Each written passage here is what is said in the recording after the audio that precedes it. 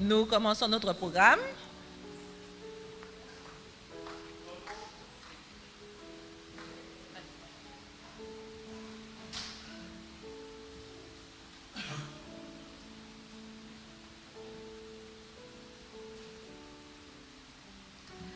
Appel à l'adoration se trouve aujourd'hui dans le psaume 147, les versets 1 à 3. Car il est beau de célébrer notre Dieu, car il est doux, il est bienséant de le louer. L'Éternel rebâtit Jérusalem, il rassemble les exilés d'Israël. Il guérit ceux qui ont le cœur brisé et il panse leurs blessures. Entonnons la doxologie. Dieu créateur de la terre et des cieux.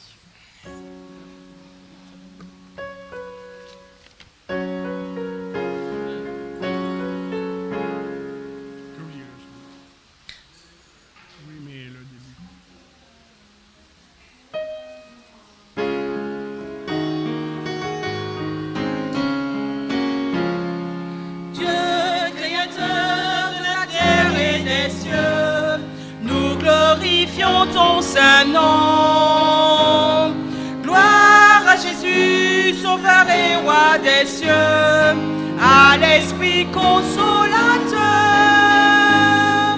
À toi la gloire et la louange, à toi le règne et l'autorité, la révérence et la puissance. L'adoration t'appartient à jamais. À toi la gloire et la louange. À toi le règne et l'autorité. La révérence et la puissance. L'adoration t'appartient à jamais.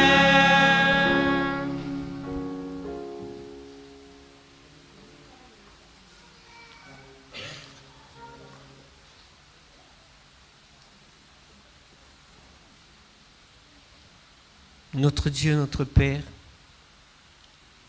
nous sommes heureux en ce matin d'être en ta présence. Merci pour cette circonstance particulière que nous avons de te rencontrer en ces heures sacrées du sabbat. Et merci aussi pour l'œuvre de Jésus devant ta face en notre faveur. Nous aimerions une chose, dans ces quelques minutes que nous avons de te rencontrer ensemble, que ton esprit soit le seul à présider ce moment, particulièrement pour ces enfants qui sont là pour cette investiture. S'il te plaît, Seigneur, manifeste ta présence pour eux, spécialement pour eux, pour ta gloire, au nom de Jésus. Amen.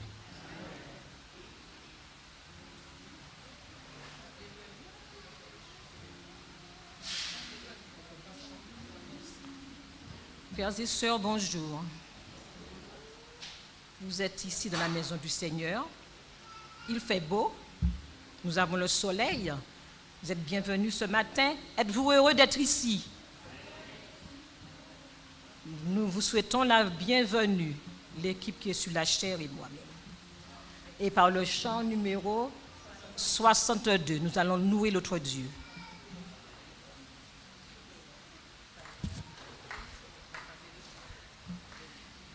C'est un chant que j'ai déjà entendu, mais ce n'est pas un chant que je maîtrise. Moi non plus. Alors, Titi viendra. Thierry, tu viens? Titi va venir.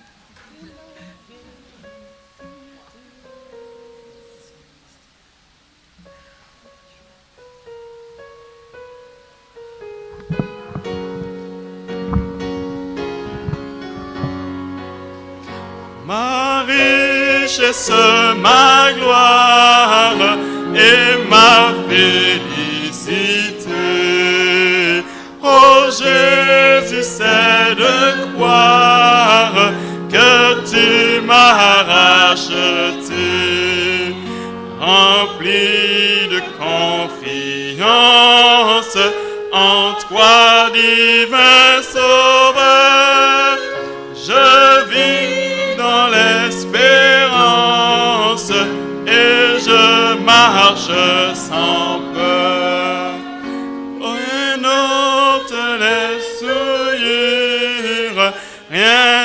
te guérit le cœur. Sinon, les meurtrissures et le sang du Sauveur. Oui, Jésus te nous lave de toute iniquité et procure à l'esclave l'heureuse liberté. Oh, que toute la terre apporte à ce Sauveur ses péchés, sa misère. Il fait grâce aux pécheurs. Son amour insondable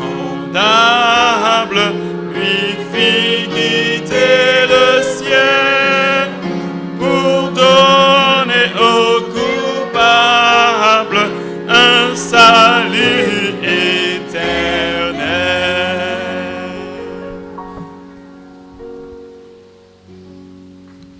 Prêtons attention à la lecture de la Bible qui se trouve dans 2 Rois chapitre 4 verset 7. Elle alla le rapporter à l'homme de Dieu et il dit, « Va vendre l'huile et paie ta dette, et tu vivras, toi et tes fils, de ce qui restera. » Nous allons maintenant nous prosterner pour la prière, mais avant...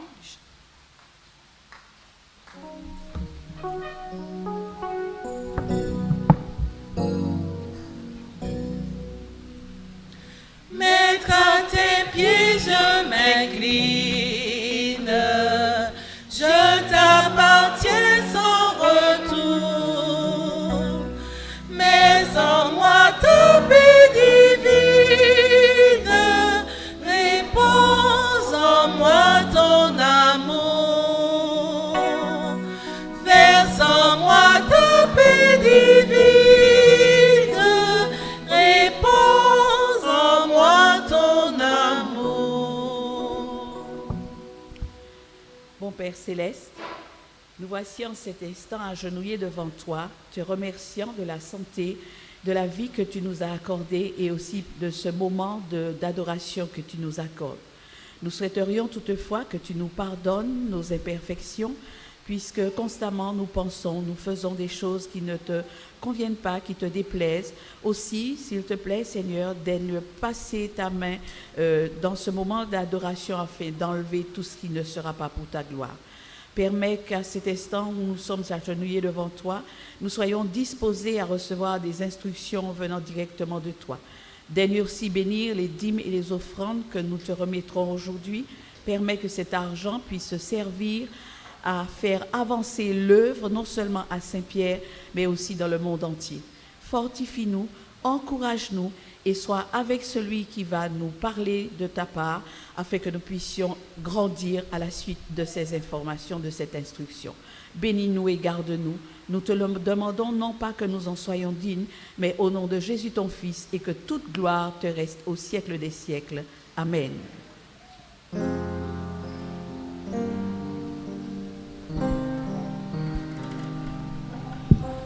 Dieu de bonté,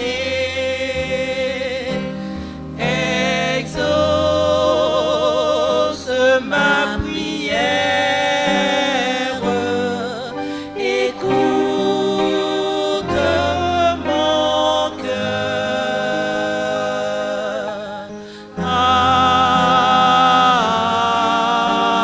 Amen.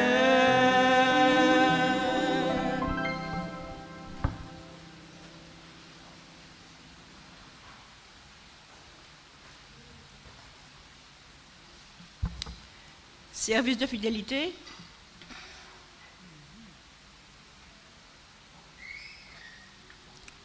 Dieu a révélé à son peuple un plan qui permet de recueillir les fonds suffisants pour les besoins de son œuvre. Ce plan, qui est celui de la dîme, est magnifique, de simplicité et d'équité. Chacun peut le servir avec foi et courage, car il est d'origine divine.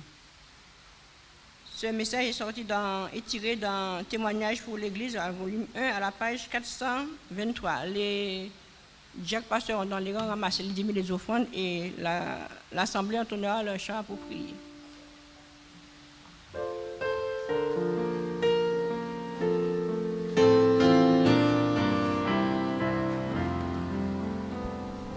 Oh Jésus, béni sois-tu, tout me vient de toi, ô Seigneur, merci. Éternel, que de nos dons monte de parfum jusque dans Sion. Oh bon Père, merci pour le don de Jésus, pour la vie tu nous bénis, oh Seigneur, merci. Béni soit Jésus ton nom, ici maintenant nous t'exaltons. Vers toi s'élève le chant de nos cœurs reconnaissants. Oh mon Père, Merci pour le don de Jésus, pour la vie que nous bénis. Oh Seigneur, merci. Donne-nous de te louer en tout lieu, en tout temps, de te aimer. Donne-nous de t'exalter, ô Dieu d'éternité, quand est ta bonté. Oh son Père, Merci pour le don de Jésus, pour la vie tu nous bénis. Oh Seigneur, merci.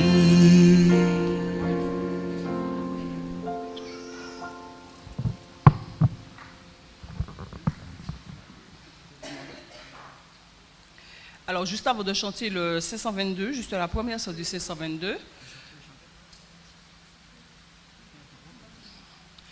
nous allons écouter l'Oralis. Bien. C'est une aventurière.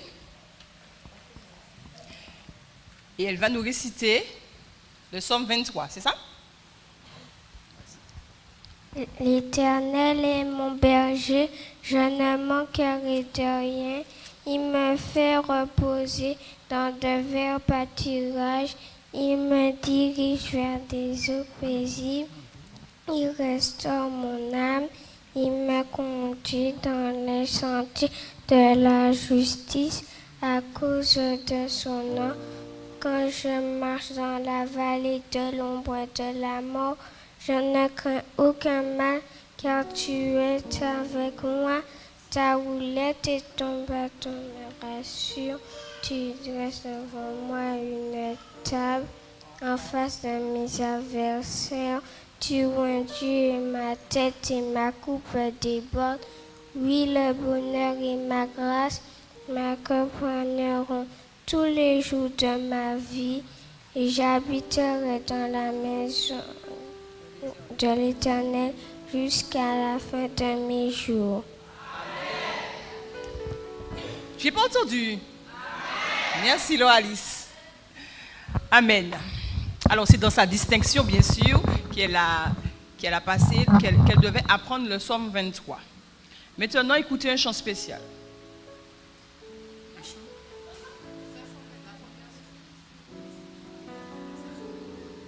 Mais désolé, vous allez chanter ensemble le chant spécial, le 522. Gardez votre position. Juste la première strophe. On va y arriver, ne vous inquiétez pas. Le 522, juste la première strophe.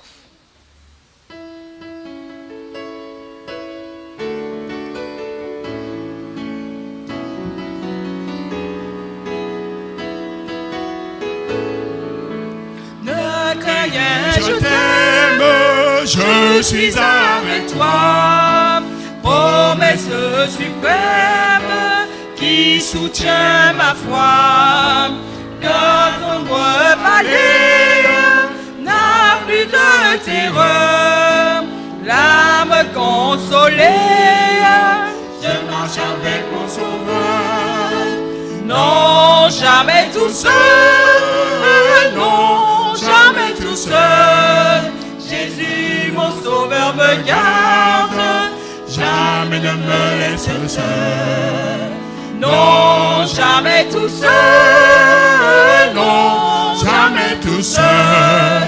Jésus, mon sauveur, me garde, je ne suis jamais tout seul.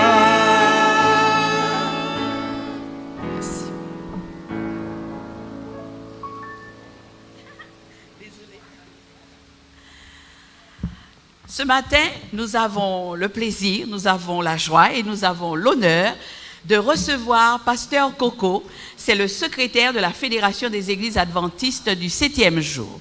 Nous souhaitons bienvenue à Pasteur Coco, mais Pasteur Coco n'est pas venu seul. Alors je laisserai à Pasteur Coco le plaisir de se tenir debout et puis de nous présenter la jolie personne, la jolie et agréable personne qui l'accompagne. Pasteur Coco.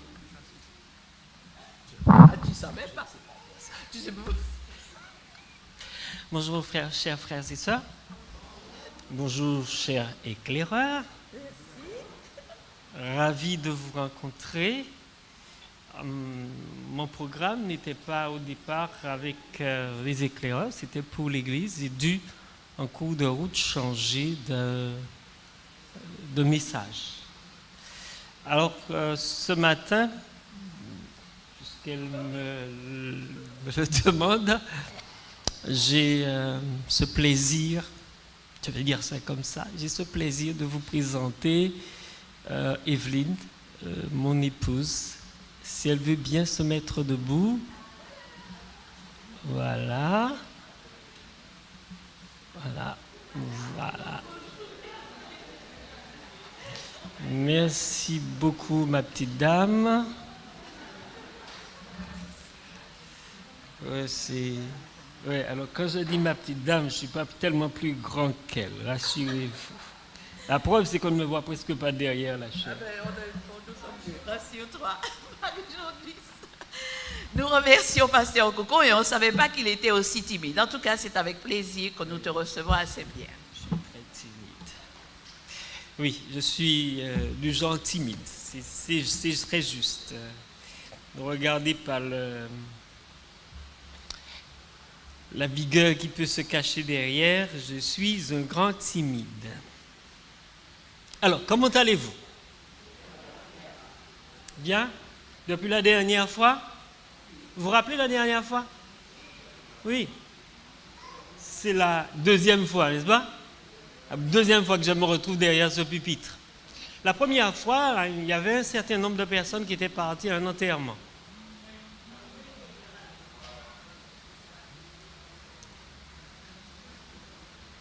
Ce matin, ce ne sera pas pour vous, ce sera exclusivement pour les plus jeunes. Je dis cela parce que à l'heure actuelle, dans l'Église, on vient de faire un transfert d'une jeune personne. Il y a plusieurs facteurs qui agissent sur, je dirais, la population de l'Église adventiste, en tous les cas à la Martinique. Il y a les études, il y a le travail, et puis il y a malheureusement la mauvaise influence. Alors si certains partent pour les études, d'autres partent pour le travail, il y en a ici en Martinique malheureusement qui laissent l'Église. Je ne sais pas si je vous en ai parlé lors d'une retraite au Ségos du Vauclin. Nous avons dénombré plus de 700 jeunes qui ont quitté l'Église. Et ce sont des jeunes eux-mêmes qui ont mis leur nom sur le papier. Vous comprenez bien, quand vous avez plus de 700 jeunes, quasiment 900, qui ont quitté l'Église, vous avez une Église à peu près comme le François, oui, comme le François, pleine. Et donc, quand on a une cérémonie réservée à nos jeunes, nous devrions tous être très attentifs à ce qui se passe là, parce qu'en fait, ne pas avoir des jeunes dans l'Église elle est condamnée à mourir. Si vous préférez, condamnée à disparaître. Condamnée à se vider. Le bâtiment peut être debout là, mais il n'y a personne là-dedans.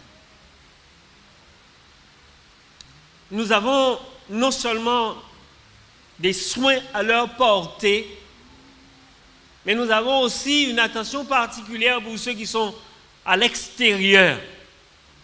Et les plus efficaces à la transmission du Saint-Évangile, ce sont eux, mine de rien.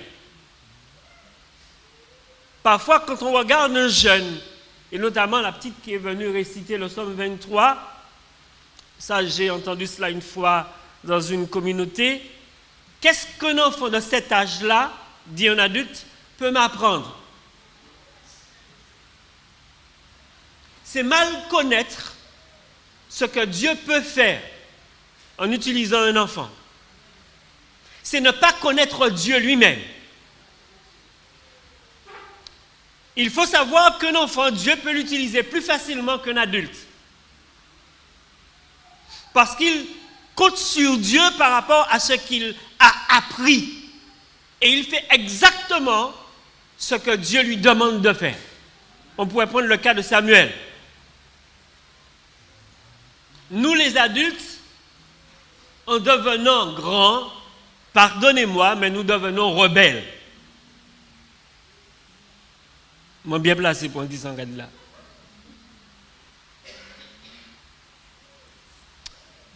Et je crois que ce matin, vous avez ce bonheur-là d'avoir ces enfants qui seront investis, même s'ils ne sont pas tous de la maison. Et j'ai choisi, je souhaite terminer à moins 20 ans plus tard, j'ai choisi une histoire que tout le monde connaît. C'est celle de la veuve avec Élisée.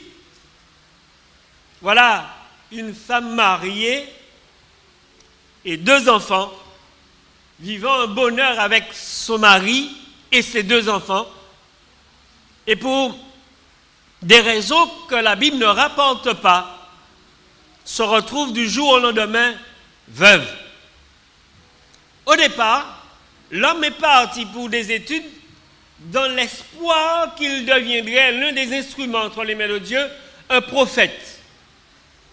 Mais vous savez, il y a ce que l'homme projette et ce que Dieu veut.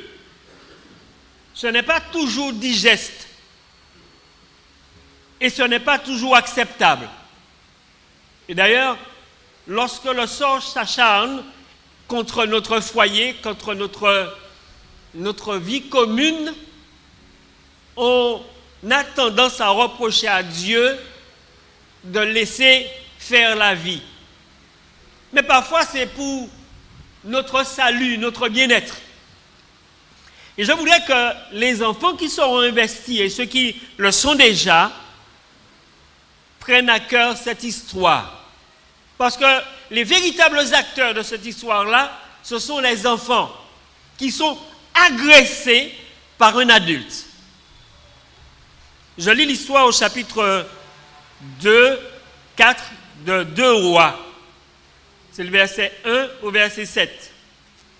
Une femme d'entre les femmes des fils des prophètes cria à Élisée en disant : « Ton serviteur, mon mari, est mort.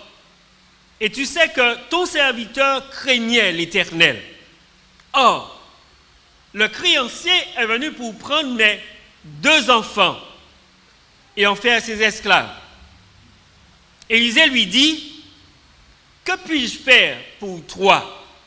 Dis-moi, qu'as-tu à la maison ? » Elle répondit : « Ta servante n'a rien du tout à la maison, qu'un vase d'huile. » Et il dit : « Va demander au deuil des vases chez tous tes voisins, des vases vides, et n'en demande pas un petit nombre.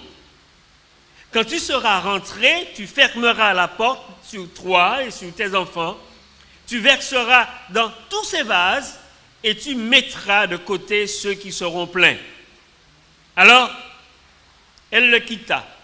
Elle ferma la porte sur elle et sur ses enfants. Il lui présentait les vases et elle versait. Lorsque les vases furent pleins, elle dit à son fils, « Présente-moi encore un vase. » Et il lui dit, « Il n'y a plus de vase. » Et l'huile s'arrêta. Elle alla le rapporter à l'homme de Dieu. Et il dit, « Va vendre l'huile et paie ta dette. Et tu vivras, toi et tes fils, de ce qui restera. » Permettez-moi un coup de prière pour dire quelques mots d'ici une quinzaine de minutes et laisser les enfants passer le foulard.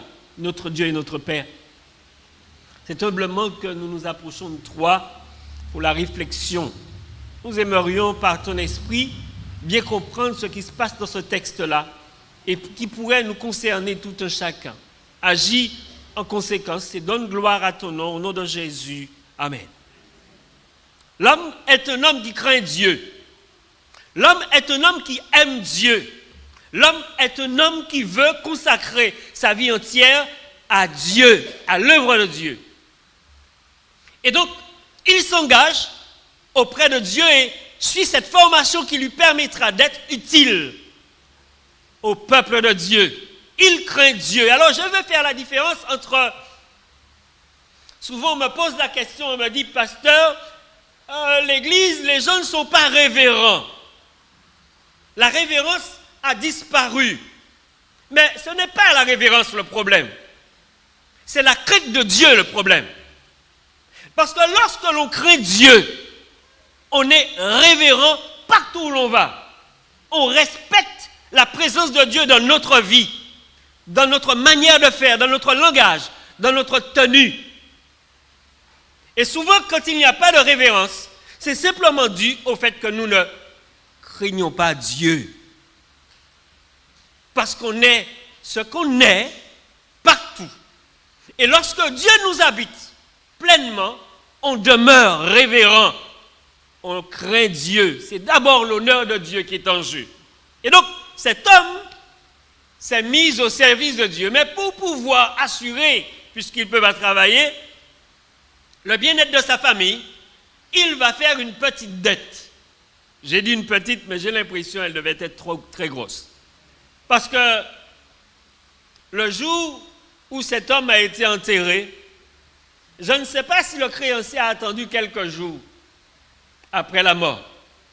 Mais la femme va voir le prophète et lui dit, « Prophète, mon mari est mort il y a quelques jours de cela et le lit est encore chaud. Le créancier est déjà à la porte, il est venu chercher son argent. Le pire, c'est que je n'ai plus d'argent.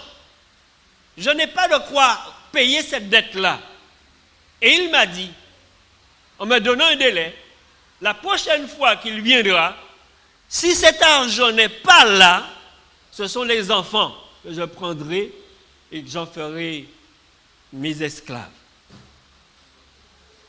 La culture juive interdit que l'un des frères juifs soit réduit à l'esclavage. Par contre, si le juif se vend à son frère pour pouvoir payer sa dette, il le sera jusqu'à la fin de la 6e année, car la 7e année, il devra être renvoyé libre. Cette femme, connaissant la règle, ne veut pas que ses deux enfants deviennent ses esclaves. Vous imaginez la petite qui était là, réduite à l'esclavage pour solder les dettes de son père? Je ne sais pas si ça vous dit quelque chose. Parce que pour nous, l'esclavage est loin derrière nous. Et on n'entend des échos d'esclavage que chaque 22 mai. Mais c'est une réalité dans le monde qui existe. Il y a encore des endroits où les enfants sont réduits à l'esclavage. Et les mêmes produits qu'ils fabriquent, nous les achetons en Martinique et à travers le monde. Ce sont des esclaves qui produisent cela. Et nous sommes dérangés quand on nous rapporte ce que nos aïeux ont subi. Mais nous ne sommes pas gênés d'acheter le produit des petits esclaves dans le monde. Je ferme la parenthèse. Je reviens à cette petite qui était là. Et donc, la maman est estomaquée et elle fait une démarche pour cela. Seulement, et ça, j'ai jamais compris ça chez une femme. Quand elle se réveille le matin, elle vous dit, ah, aujourd'hui, je n'ai rien à mettre au feu. Il n'y a rien à mettre dans la casserole. Pas ni à rien qu'elle a dit à vous mettre dans l'édifice. Mais il a trouvé une manière, malgré ça, il finit d'y aller, il a fait un rond là et à midi, il a mangé sans y sortir en là.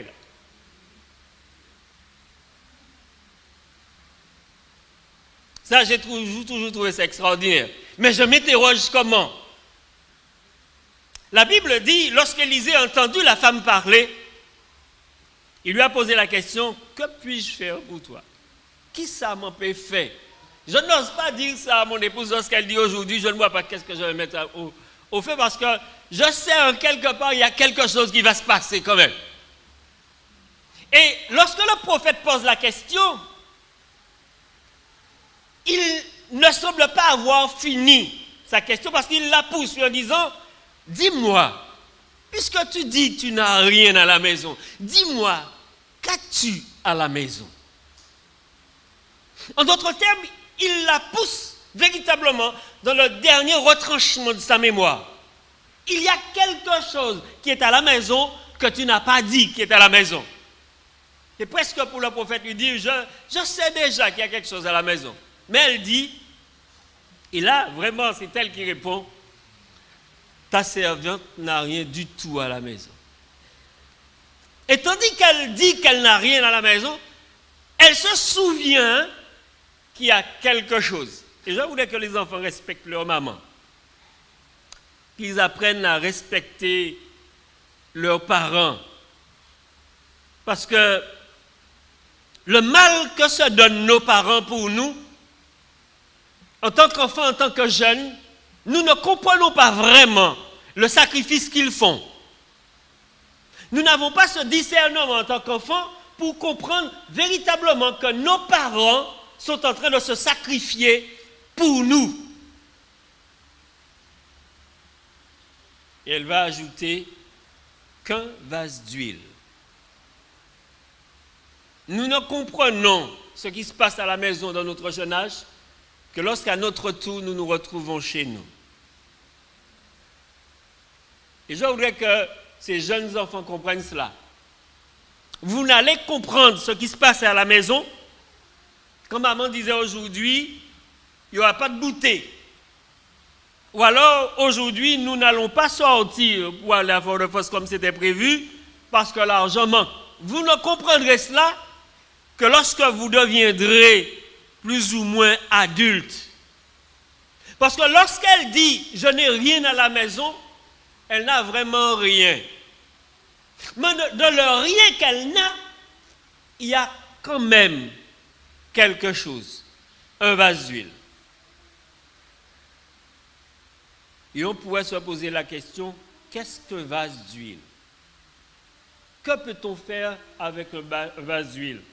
Sinon, comme dirait ma grand-mère, mettre un peu dans une cuillère, purger un peu de citron dessus et prendre cela comme une purge.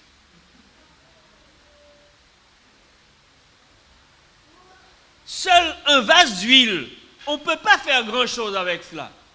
Il aurait fallu d'autre chose avec le vase d'huile. On ne mange pas de l'huile. On peut se purger avec un peu d'huile, mais on ne mange pas de l'huile. Et donc, quand elle dit cela, le prophète réagit et lui donne un conseil. Va demander au dehors des vases, chez tous tes voisins, des vases vides, et n'en demande pas un petit nombre. Je me réjouis de ce que cet homme craignait Dieu.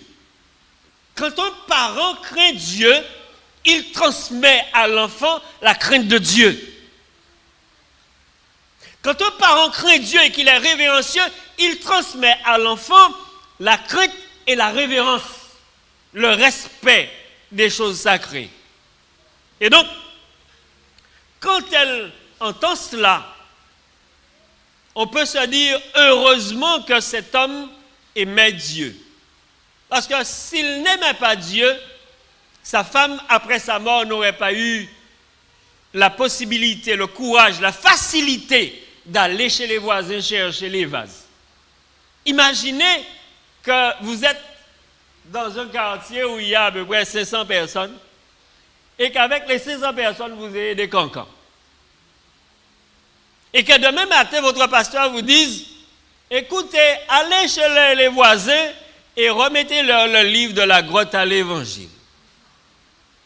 Comment on va faire pour faire ça? Puisqu'on va chez tout le monde qui est en quartier. Vous ne pouvez pas faire ça, on va chez tout le monde. D'ailleurs, là, on a dit, pour distribuer le livre, là, on presque à boucher les oreilles, parce que vous savez que les affaires mêlées, puis les voisins. Heureusement que les relations avec le voisinage ont toujours été bonnes. Parce que lorsque le prophète lui dit, va demander au dehors, à l'extérieur, d'ici le 1er avril ou le premier sabbat du mois d'avril, on va lancer la collecte annuelle. Va demander au dehors, à l'intérieur.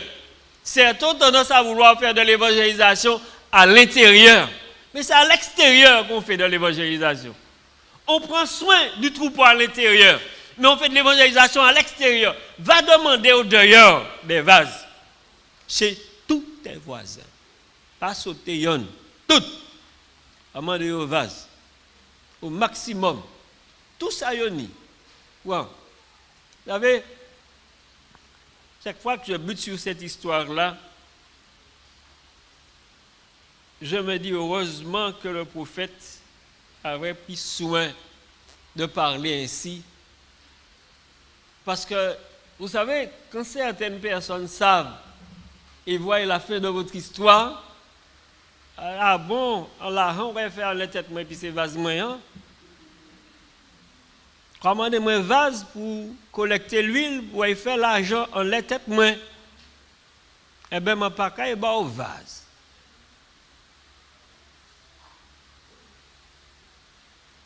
Mais heureusement que les relations ont été bonnes.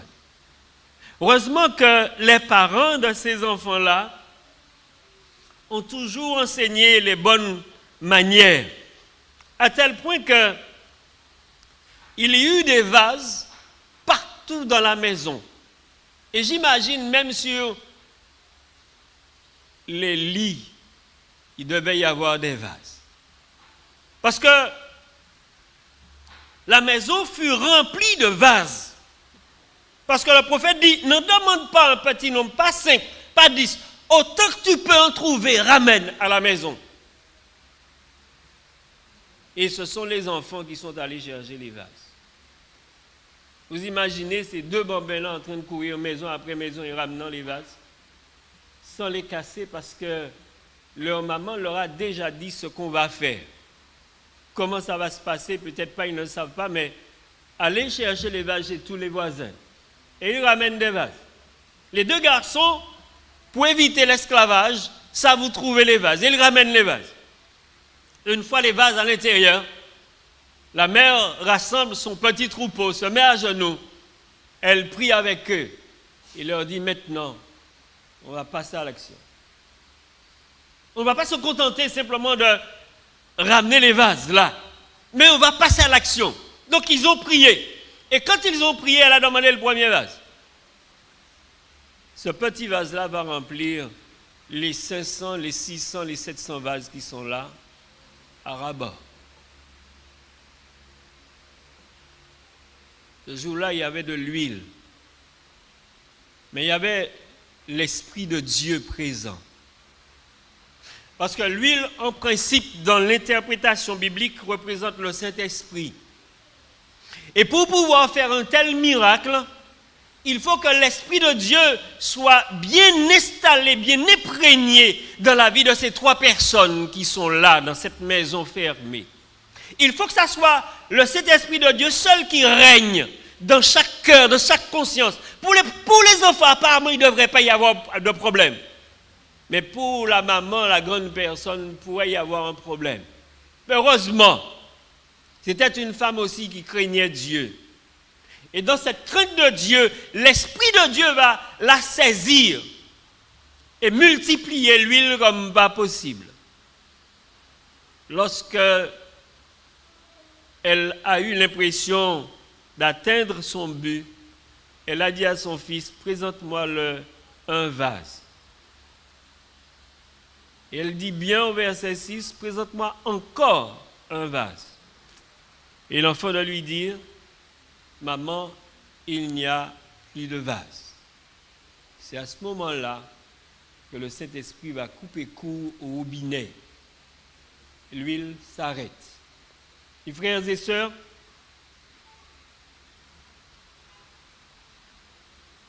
l'action de l'Esprit de Dieu attend une chose, que nous nous ouvrons à la personne de Dieu, que nous nous laissons habiter par l'Esprit de Dieu. Et vous remarquez que dans l'histoire, les enfants sont plus nombreux que les adultes dans l'histoire. Ils sont 2 dans la maison et la mère est seule, la seule adulte dans la maison. La personne qui conduit l'affaire, c'est l'Esprit de Dieu. La personne qui utilise les enfants, c'est l'Esprit de Dieu. La personne qui multiplie l'huile, c'est l'Esprit de Dieu. On a besoin de maisons remplies de l'Esprit de Dieu à la Martinique. On a besoin que les maisons des croyants, des chrétiens, soient remplies par la personne du Saint-Esprit. Et la meilleure façon où l'Esprit peut régner de cette façon-là, c'est dans le cœur de chaque croyant qui se laisse mener, conduire par l'Esprit de Dieu, par la personne de Dieu. Que l'essence même de Dieu s'imprègne dans notre conscience. Que l'absolu, l'entièreté de Dieu s'installe dans l'entièreté de l'homme et le refaçonne. Et si on est refaçonné ainsi, nos enfants le seront. Ainsi donc, l'histoire se termine avec le verset qui vous a été lu. Elle rapporta à l'homme de Dieu ce qui s'était passé.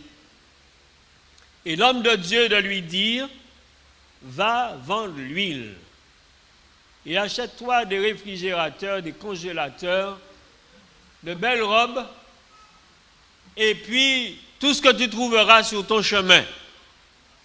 Et reviens chercher un autre miracle.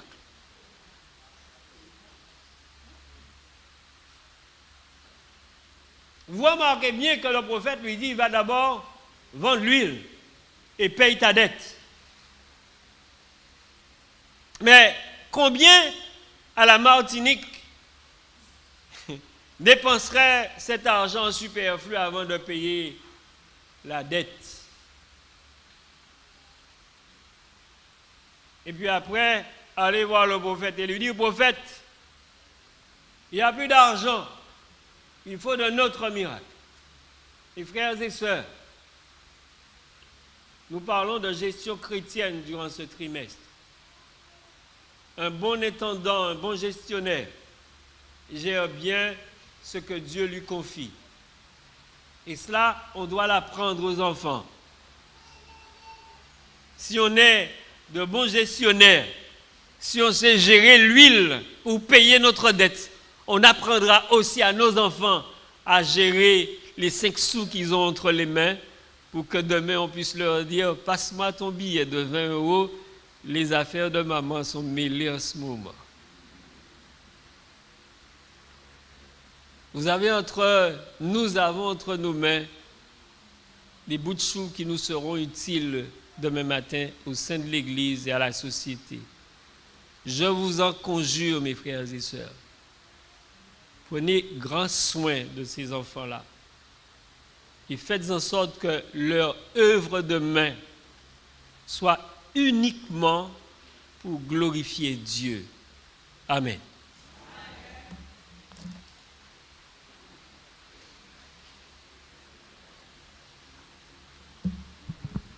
Pour poursuivre, nous allons passer au moment de l'investiture proprement dit. Je demande à tous les chefs guides en uniforme de bien vouloir se placer devant la chaire.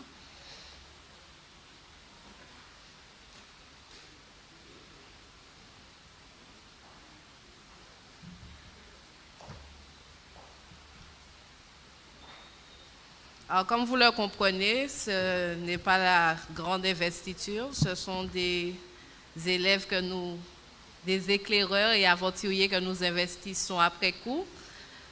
Nous sommes heureuses que cette Église a décidé de leur porter cet honneur. Donc, j'appelle Hélène Loralis. Elle sera investie abeille et rayon de soleil. Donc, tu te places devant la cheftaine que tu veux. Vas-y. Donc, elles ont passé toutes les trois leur examen. Elles ont réussi.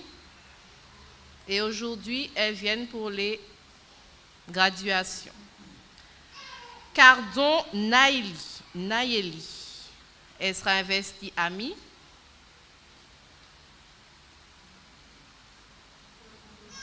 Et Glombard Alissa, investie pionnier.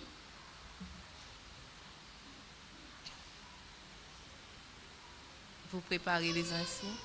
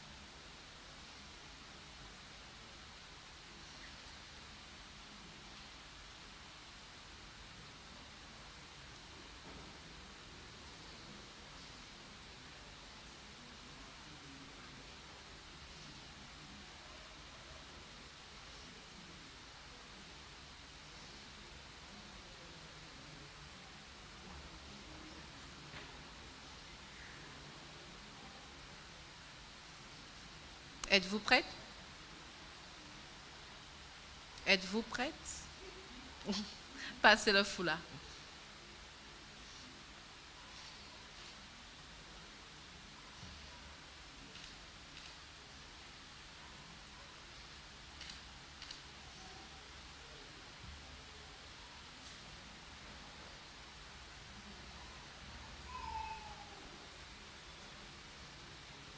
Attention pour le salut.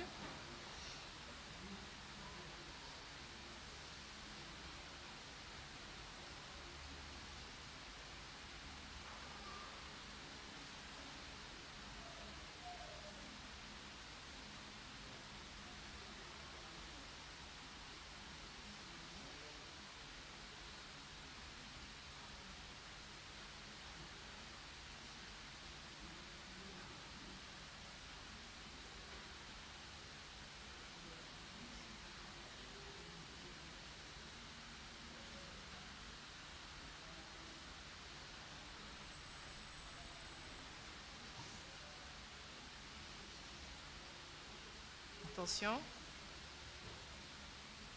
Salut.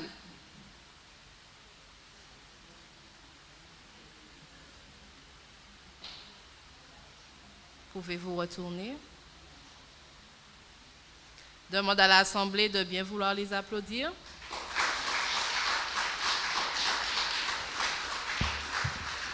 Nous en profitons, puisque vous accueillez aussi votre investiture, pour vous dire que ces enfants ne sont pas livrés à eux-mêmes. Ils sont encadrés par une équipe qui sacrifie ses week-ends, pour eux. N'est-ce pas? Oui, oui, ce sont des sacrifices, bien sûr. Amen. Donc, je demande à tous ceux qui travaillent au sein de ce club de bien vouloir s'approcher, de les entourer.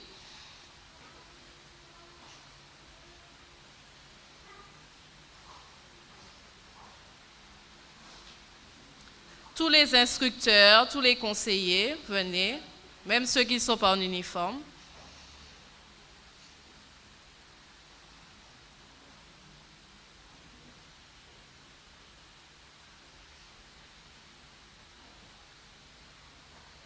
Voilà. Et je vais demander aux éclairants qui sont en uniforme de se placer aussi à côté d'eux. Vous allez les accompagner, bien sûr. Mettez de part et d'autre. Voilà. Donc voilà toute cette équipe qui s'occupe, par la grâce de Dieu, de nos jeunes enfants, afin qu'ils puissent tous les jours marcher main dans la main avec notre Seigneur. Nous passons au moment de... Non, vous restez. Des consignes. Chers aventuriers et éclaireurs, vous venez de franchir une nouvelle étape dans votre vie en augmentant votre développement physique et spirituel. Vous avez rempli les conditions requises pour une ou plusieurs classes progressives JA.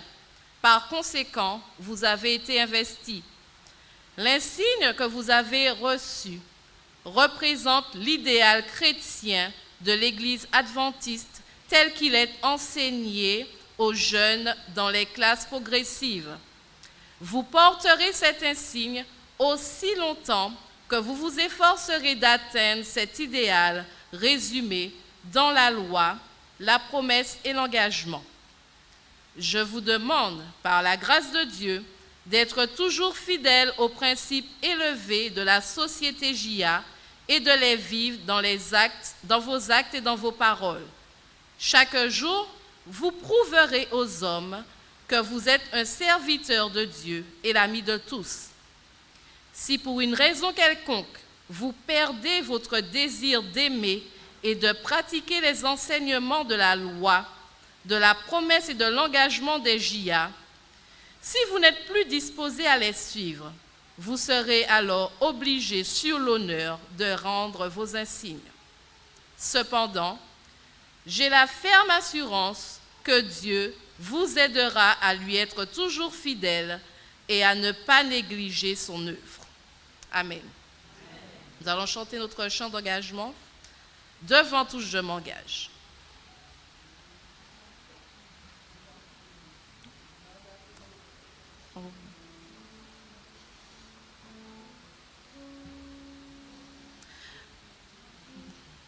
Devant tout, je m'engage sur mon honneur et je te fais hommage de moi, Seigneur. Je veux t'aimer sans cesse, de plus en plus. Protège ma promesse, Seigneur Jésus. Nous aurons notre dernière prière de bénédiction. J'invite l'Assemblée à se lever.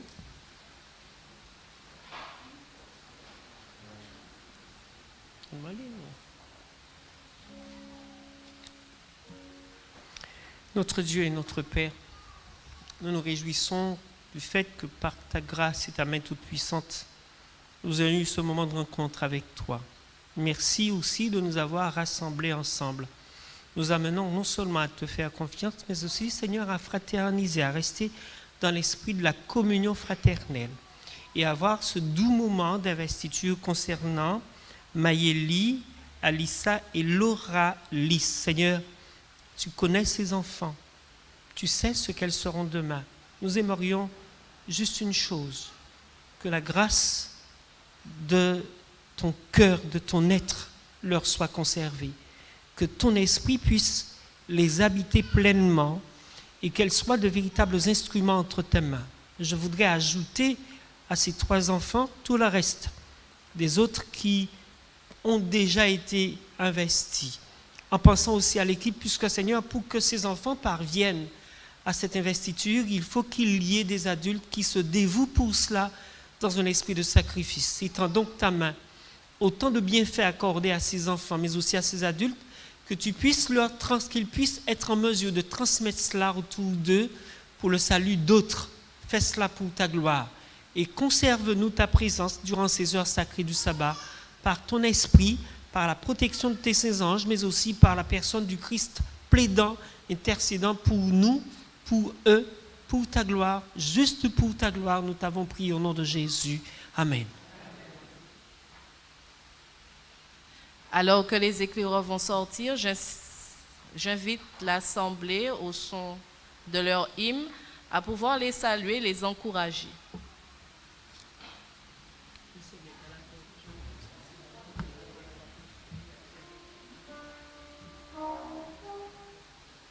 Juste 2 minutes. Je tire au sort moi-même les 2 noms de famille de l'école du sabbat. Alors, Moustin et Rodolphe Thierry. D'accord? Ce sont les 2 familles, puisque tout à l'heure, on avait omis une erreur. D'accord? Donc, Moustin et Rodolphe Thierry. D'accord? Merci beaucoup.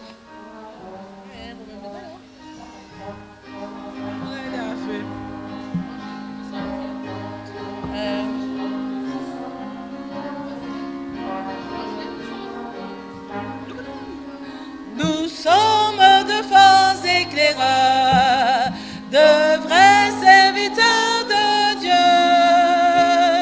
Nous marchons toujours sans peur, pur et franc sur tous les cieux. Nous marchons à tous le chemin qui conduit à notre roi.